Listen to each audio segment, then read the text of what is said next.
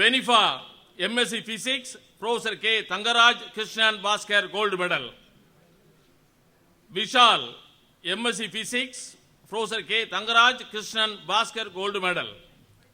Hafzara, MSc Biotechnology, Mrs. Patrakali and Lada Memorial Gold Medal. S. Ramachandran Medal. Brisla Mabel, MCOM, Dr. S. Ramachandran Medal. Fatima Zagra, BA Economics, Dr. S. Ramachandran Medal, Dr. B. Sevanthi Aithanar Medal. Sitra, BCom. Present unto you 80 candidates in person who have been certified by duly appointed examiners to be qualified. Particularly noticing the gender composition of the students that I see here, I cannot but mention this. A few years after 1855, in 1883, at that time the University of Calcutta had a wide geographical jurisdiction. In the year 1883, Chandramukhi Bose and Kadambini Ganguly were the first women graduates anywhere in the British Empire, much before Oxford and Cambridge. They were the first female graduates not only anywhere in the British Empire, in all of Asia. The word convocation has a certain nuance. In Britain, it has a completely different nuance in the US or North America. But we've had convocations much before that. Most of you will have heard of the universities that we had in India, in Bharatvarsha. You will have heard of Nalanda. You will have heard of Takshashila. You may not know that there were 8 universities in Bharatvarsha much before the modern university in Western Europe. When you go abroad and visit any of these universities, whether it is in Harvard or Oxford or Cambridge, you will find a certain architectural style. You will find it in Nalanda. The chair professor system existed in Nalanda. The governance in terms of a trust existed in Nalanda. In Ballavi, one of the vice chancellors was a lady named Kamandaki. These are things we need to remember. These are things we should not forget. All of you have heard of the expression Atithi Deva Bhava. It is used, it's a tagline to attract tourists.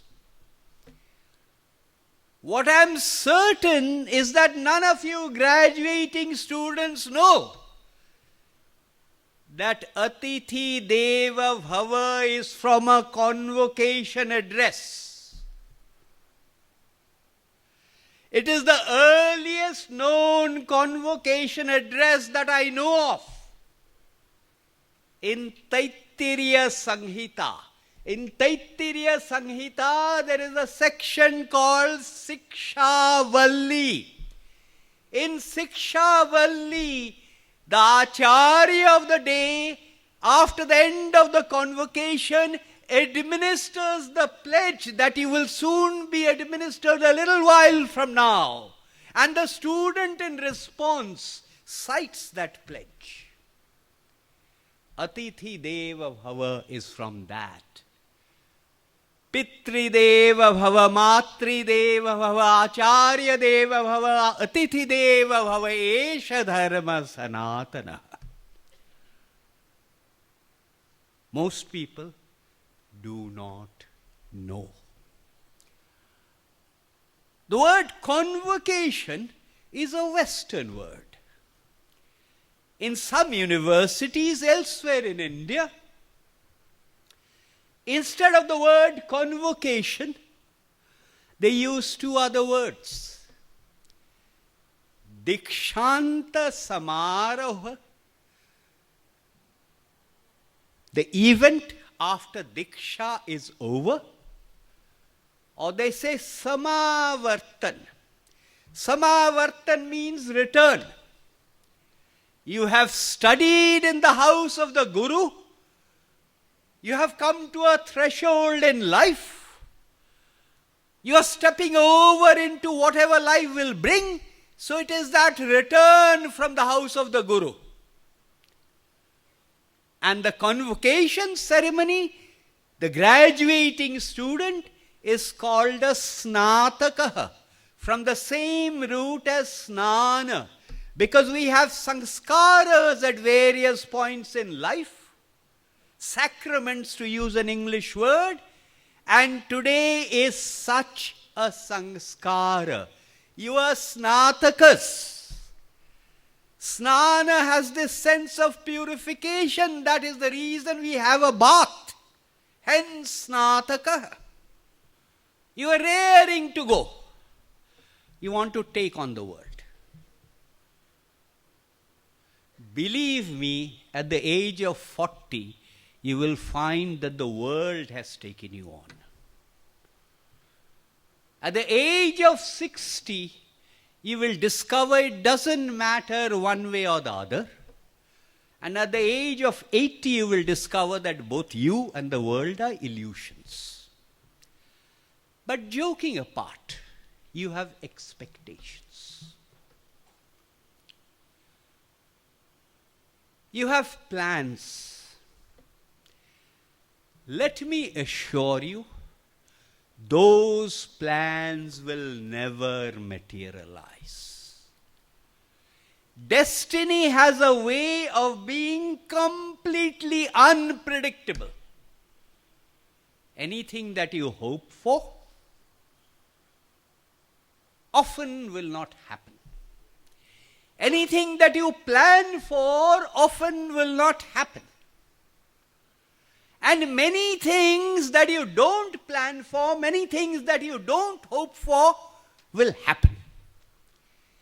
So as a word of benediction, if that is the word to use, I am not going to say, may you get what you want. Instead, I am going to say, may you want what you get.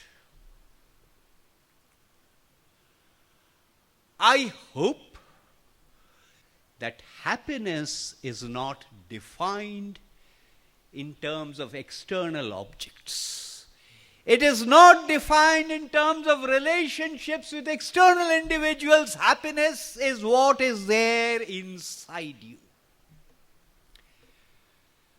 As a continuation of that benediction, I will therefore say, may you find that happiness inside you.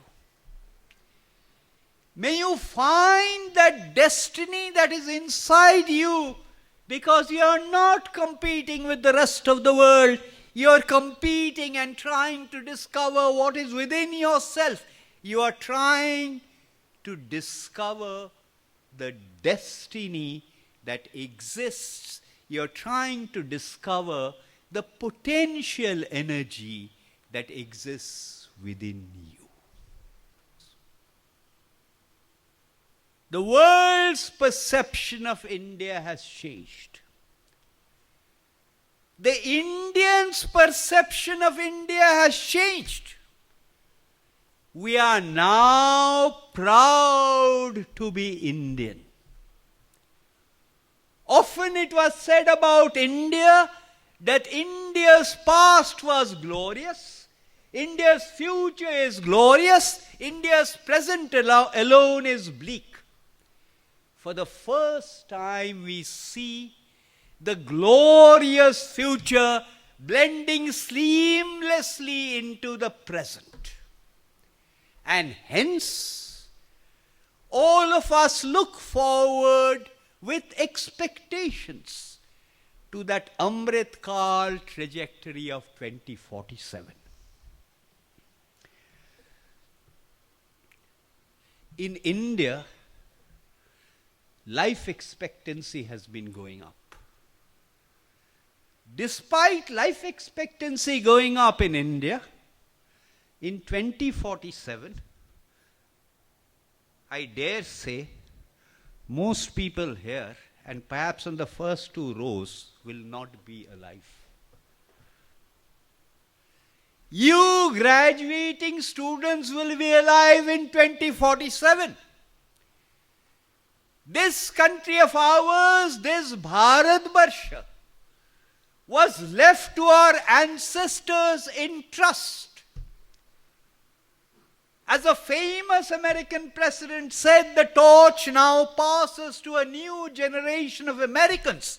Like that, the torch has passed and is passing to a new generation of Indians who will build that India of 2047, that is you. You will build that India of 2047 and you will pass on that Bharatvarsha in trust to the future generations. You are that young India. In the course of my travels, wherever I go, throughout India, I sense a vibrating, pulsating, turbulent, impatient, entrepreneurial India